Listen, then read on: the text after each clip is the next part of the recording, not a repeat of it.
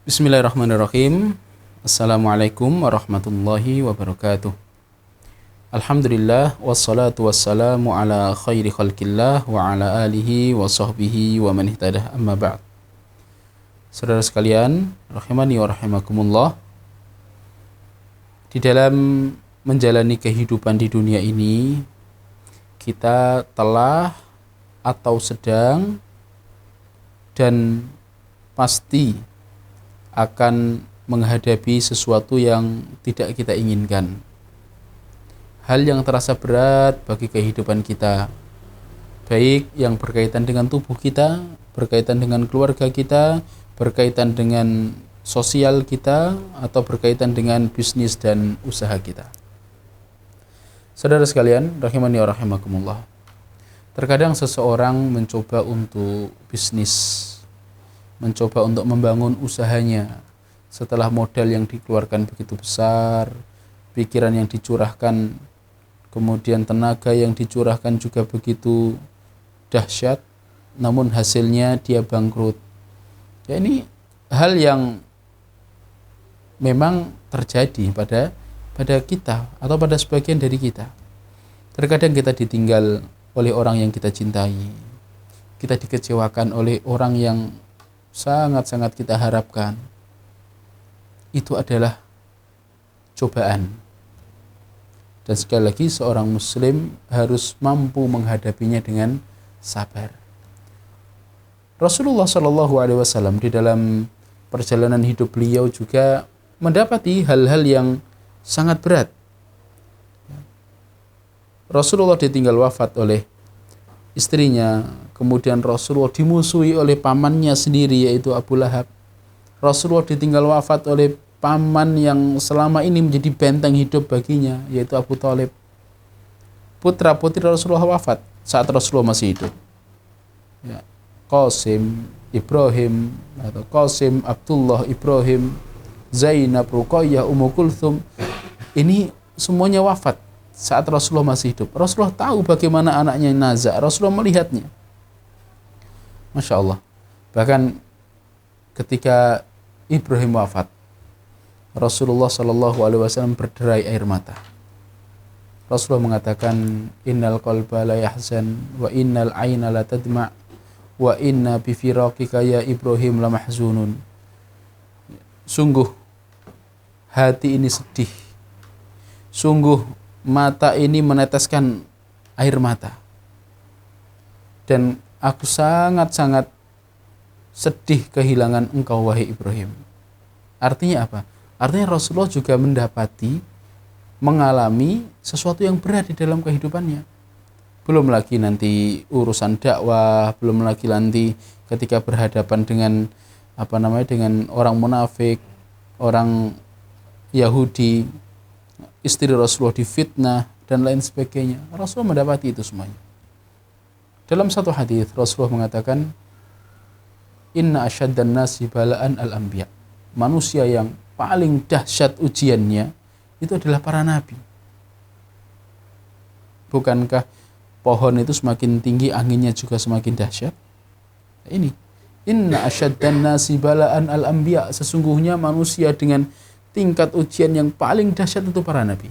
Tsummal amthal fal amthal. Kemudian orang yang derajatnya setelah nabi dan orang yang derajatnya setelahnya lagi. Saudara sekalian, rahimani wa rahimakumullah, kata sabar itu memang gampang untuk diucapkan, tapi sulit atau berat untuk dipraktekkan, kecuali orang-orang yang mendapatkan pertolongan dari Allah Subhanahu wa taala. Terkadang di dalam menghadapi tingkah anak kita, terkadang kesabaran kita menipis. Terkadang di dalam urusan berteman, terkadang kita gampang terpancing emosi. Tapi kita tidak memiliki pilihan lain kecuali kita harus sabar. Sabar, apa itu sabar? Sabar adalah habsun nafsi amma la yanbaghi. Menahan diri dari sesuatu yang tidak pantas. Baik itu yang berkaitan dengan lisan, baik itu yang berkaitan dengan anggota badan, atau baik itu yang berkaitan dengan perasaan. Artinya kita harus menjaga lisan kita dari sesuatu yang tidak pantas, dari misuh, dari meraung-raung, meratap, atau anggota badan kita dari mencabik-cabik, mencakar, memukul-mukul badan atau membanting sesuatu, kita tinggalkan itu semuanya. Kemudian atau perasaan, mungkin merasa tidak terima, kok aku yang diuji, kenapa bukan orang lain, kenapa saya, dan lain sebagainya. Intinya seorang muslim harus menahan diri dari sesuatu yang tidak pantas. Baik. Saudara sekalian, rahimani wa rahimakumullah. Sabar itu ada 3 macam. Yang pertama adalah as-sabru ala ta'atillah. Sabar dalam menjalani ketaatan kepada Allah Subhanahu wa taala. Seperti halnya puasa kita. Puasa kita ini, saudara sekalian, ada sesuatu atau ada bagian beratnya. Bagaimana tidak? Biasanya kita bisa makan, bisa minum di siang hari. Kapan kita haus, kita bisa minum. Sekarang tidak bisa. Artinya ada sisi beratnya. Sholat tarawih misalnya. Sholat tarawih sekian rakaat, ya, plus witirnya. Itu jujur, itu ada rasa beratnya. Ya, terlebih bagi orang yang belum terbiasa untuk sholat malam, belum terbiasa untuk berpanjang-panjang dalam munajat kepada Allah Subhanahu wa taala. Ada sisi beratnya, saudara sekalian. Nah, inilah jenis sabar yang pertama. Sabar dalam menjalani ketaatan. Karena memang taat itu ada sisi beratnya. Yang kedua, as-sabru an maksiatillah. Sabar menahan diri tidak bermaksiat kepada Allah. Karena apa? Karena maksiat itu ada sisi manisnya, ada sisi enaknya. Nah, ini jiwa kita tahan. Jangan sampai kita menerjang maksiat.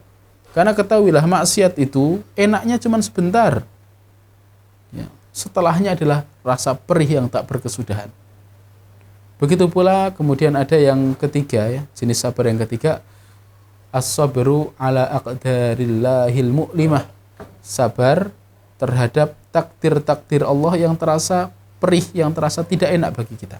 Kita sabar. Ya. Terkadang seseorang menginginkan A tapi tidak terwujud. Justru yang didapat adalah hal perih. Sabar. Dan kesabaran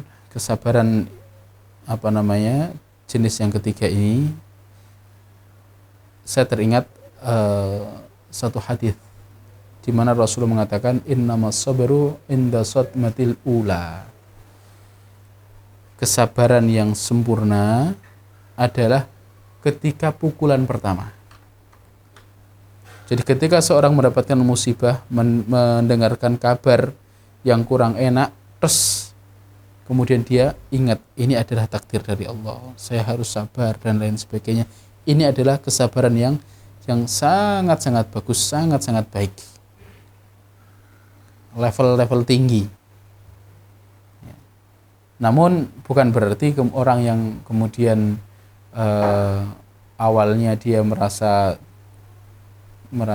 kurang terima dan lain sebagainya, kemudian setelahnya baru ingat Allah, baru sadar, bukan berarti dia tidak memiliki kesabaran sama sekali. Dia tetap terhitung sebagai orang yang sabar, tapi tentu derajatnya berbeda dengan orang yang ketika mendapatkan musibah dia langsung ingat kepada Allah, dia langsung pasrah kepada Allah, dia langsung mengucapkan inna lillahi wa inna ilaihi rajiun.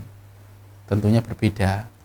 Nah, saudara sekalian, rahimani wa rahimakumullah, sekali lagi, kesabaran itu baik bagi orang-orang yang beriman, meskipun terasa perih, meskipun terasa berat, tapi ingatlah, innallaha ma'as sabirin, sesungguhnya Allah bersama dengan orang-orang yang sabar. Bukan kebersamaan yang biasa, tapi kebersamaan khusus, kebersamaan yang mengandung cinta dari Allah, kebersamaan yang mengandung pertolongan dari Allah Subhanahu wa ta'ala. Ya, sabar. Itu yang harus kita miliki. Seorang muslim harus memiliki nafas sabar yang panjang. Ya.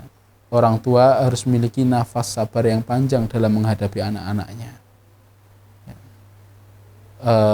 Anak-anak atau posisi kita sebagai anak juga harus memiliki stok kesabaran yang panjang ketika berurusan dengan orang tua, dan kita sebagai manusia harus memiliki stok kesabaran yang panjang ketika berurusan dengan saudara kita yang lain dan lain sebagainya, sebagaimana yang telah kami terangkan. Barakallahu lana wa lakum jami'an. Semoga Allah menerima puasa kita dan qiyam kita. Assalamualaikum warahmatullahi wabarakatuh.